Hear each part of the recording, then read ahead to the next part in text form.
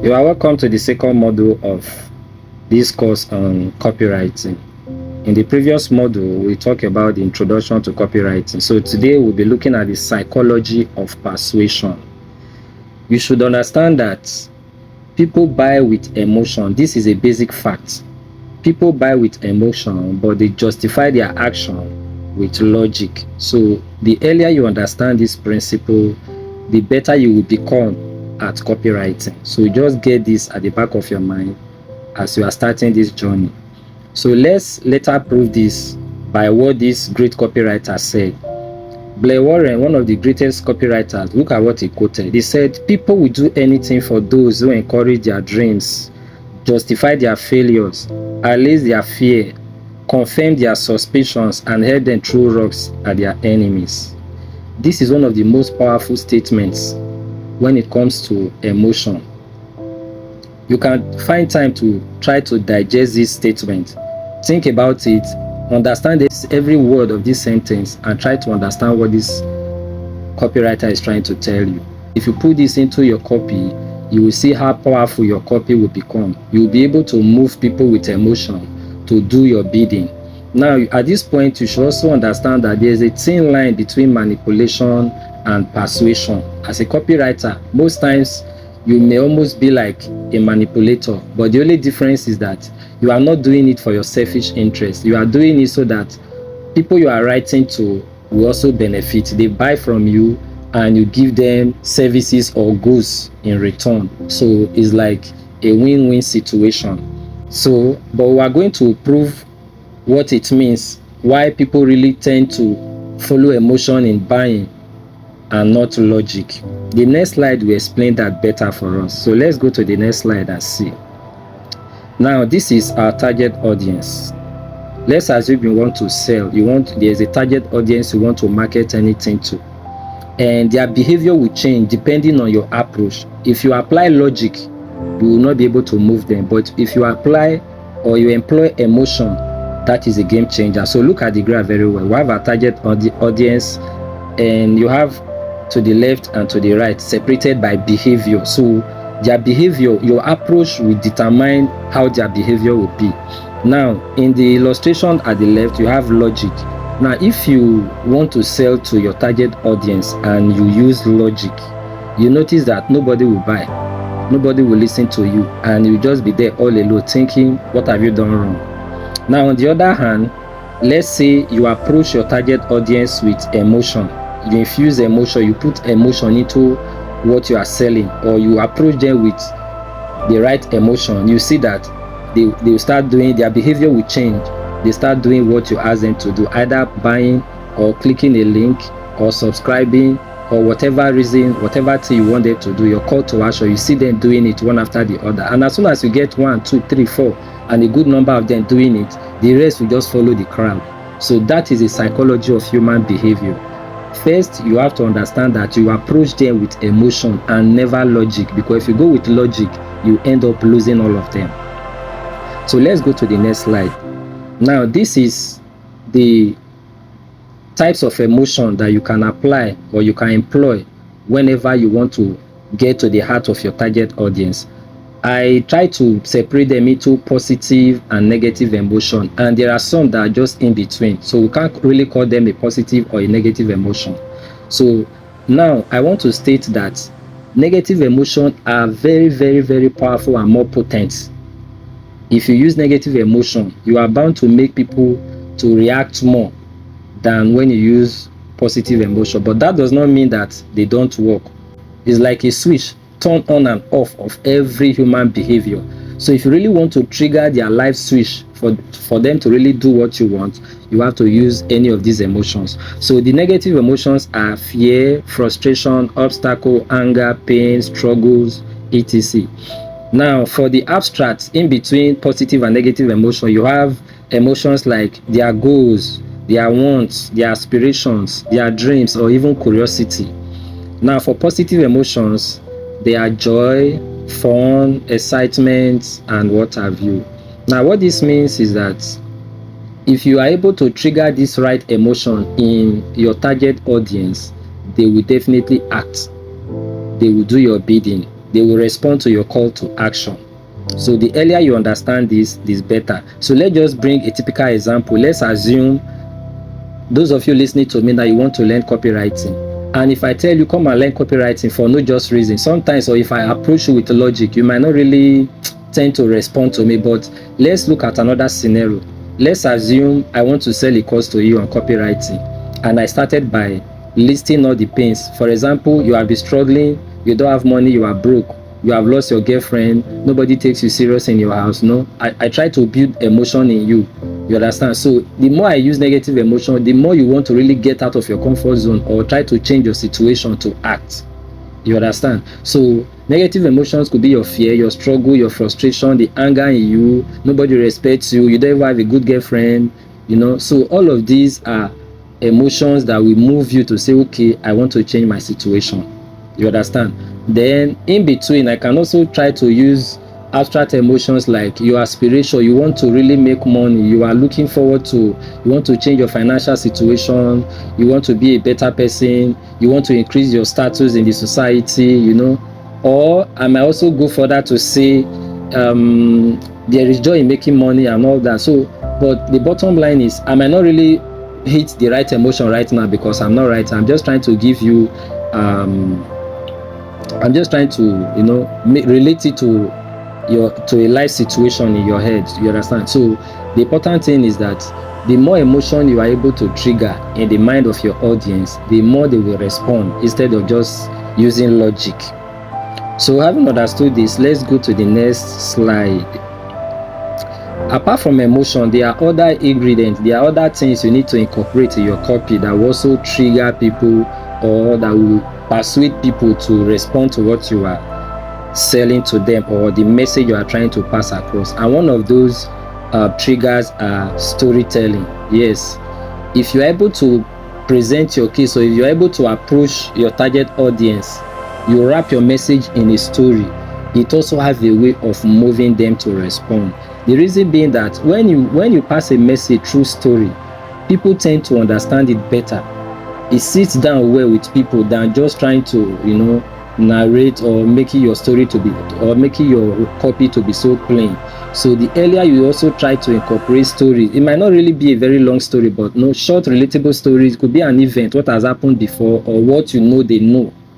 You see, so storytelling is another good triggers that can move people to take action, or that can really persuade people a lot.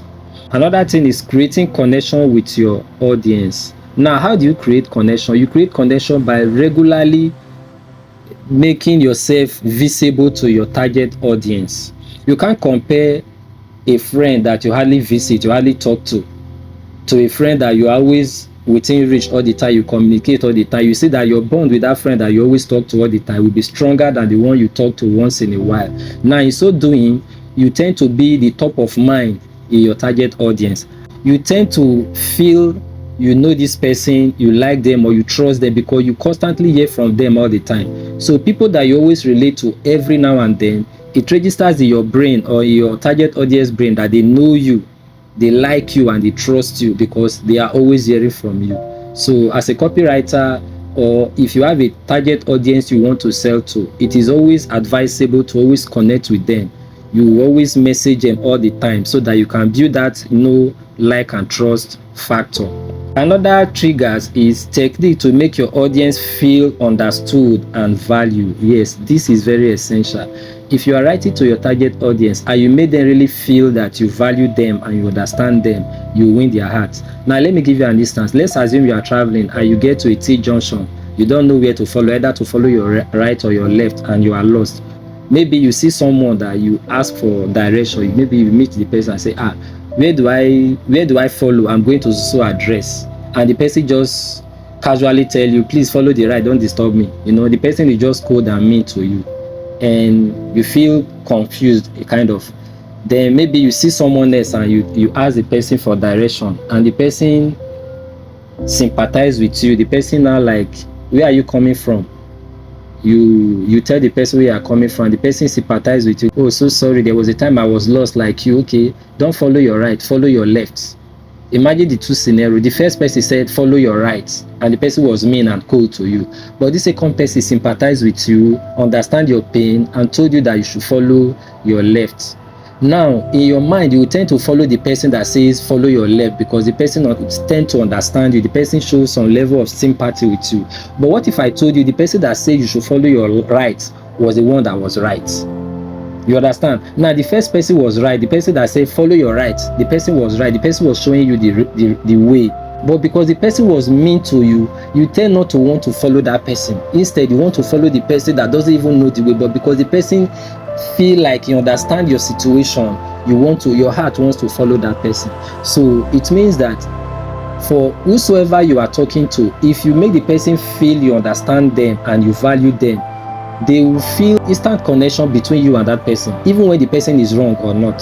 So as a copywriter, if you prove to your target audience that you understand them, you value them, it doesn't matter what you are selling, they tend to like you ordinarily, and your persuasion to persuade them will be so easy. You will not struggle to persuade them. So that is just the point.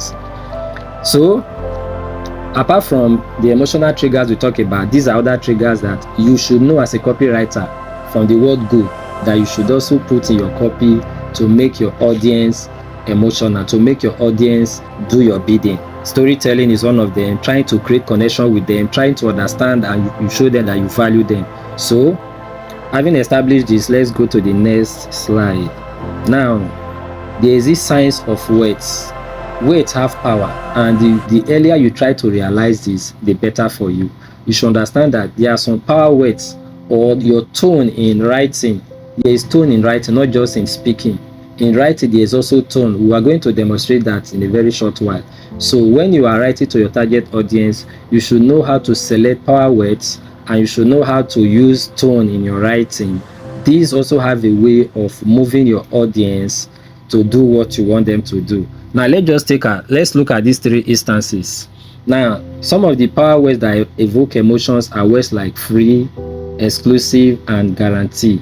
What it means is that you notice that even when you are online and you see things like free, or you see free things, you tend to want to follow it, you want to grab it. You understand? So if you are writing a copy, maybe a client hire you to write a copy for them, you can ask them if they have any free offer for their clients, for their target audience.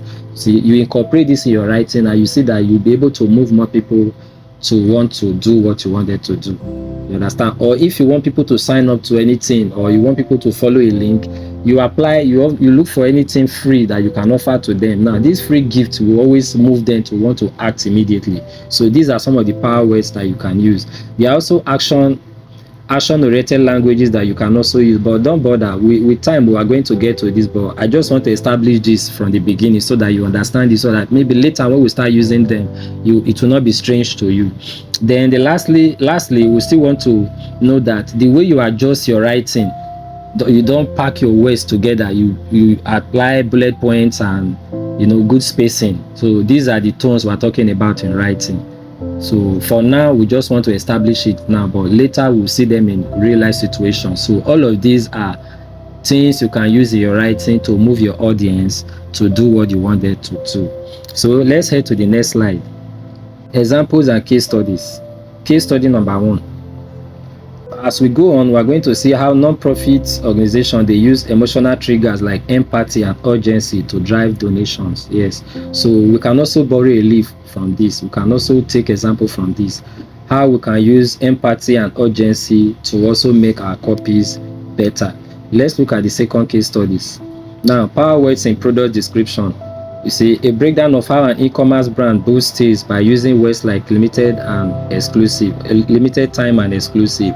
We'll get to that. We don't want to be in a hurry, but I just want to establish this as we go on. With time, we'll see how we can infuse this in our copy.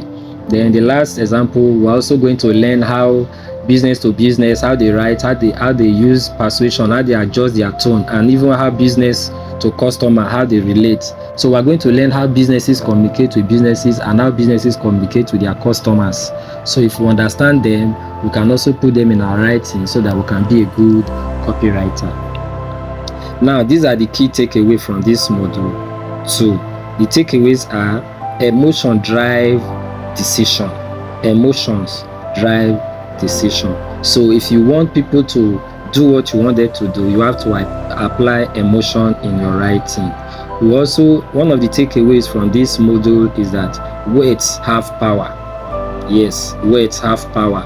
So we're going to use the power of words to persuade, to move people to do what we want them to do.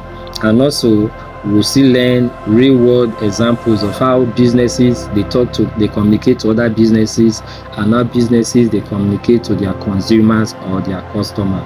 So these are the key takeaway from this module. Conclusively, this module equipped us with the psychological tool to connect with your audience and create persuasive, high converting copy that resonates deeply. So this is just a summary of what this module is all about. But remember, nobody buys with logic. People buy with emotion. The earlier we realize this, the better for us. So in our next module, we're going to learn how to write high converting copy. How our copy will be able to convert. If your copy is about sales, how you can make more sales with your copy. If it means making people to click on a link, how your copy can achieve that, the conversion rate to increase. That is what we are going to learn in our next module. So see you in our next module. If you are just joining us, don't forget to subscribe to this channel and hit the bell notification so that you can be getting all of our updates. See you in the next module.